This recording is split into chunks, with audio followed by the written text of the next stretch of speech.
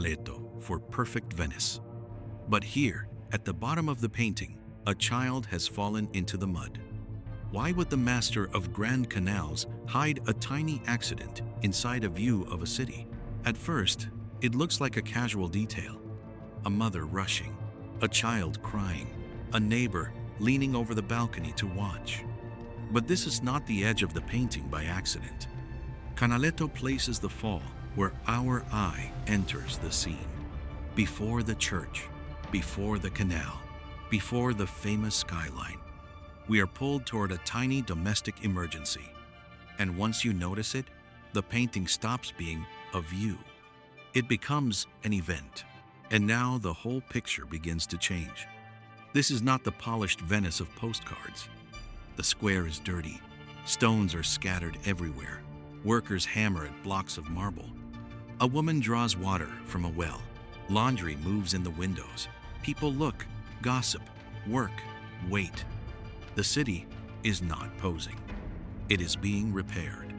That is the first clue. Canaletto shows Venice not as a finished dream, but as a machine of daily survival.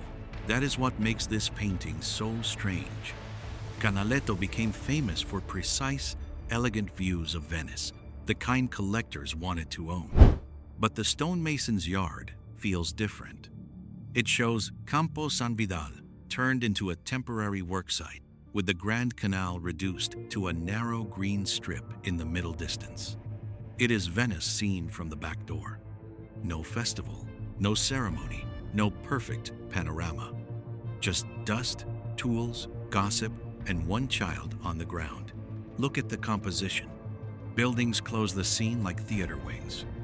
The sky opens above them, enormous and calm.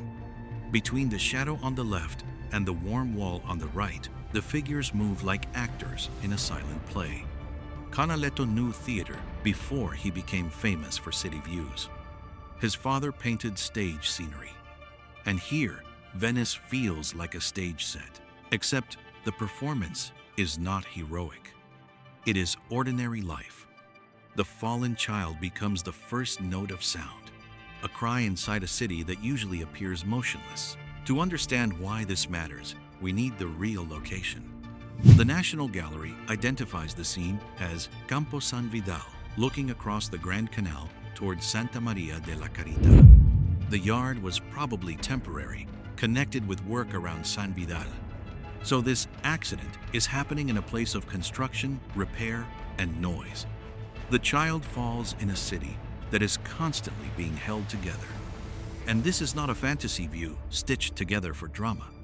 The gallery notes that Canaletto does not seem to have combined viewpoints here in the way he sometimes did elsewhere. That makes the little fall feel even sharper. It belongs to a real corner of Venice. But this is only the beginning. The child is not just surrounded by people. He is surrounded by stone.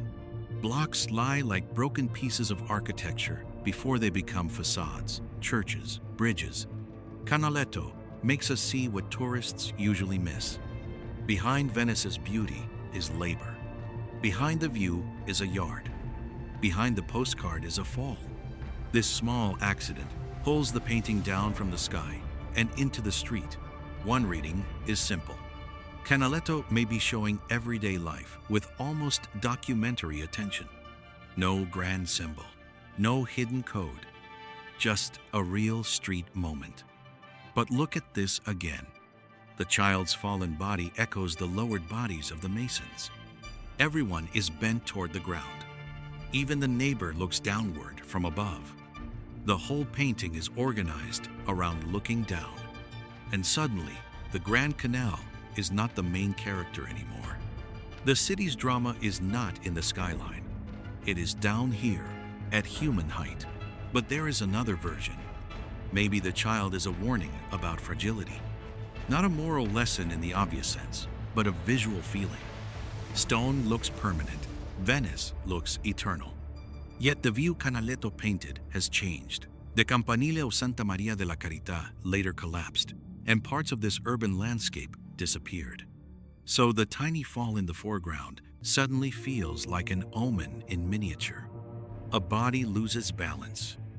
a tower will lose balance.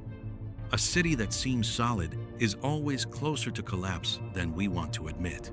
And now the child no longer feels random. He is the human crack in the perfect city, a small shock placed inside an architectural view. Canaletto could have shown only Venice as a monument. Instead, he gives us a city that breathes, works, watches, breaks, and keeps moving.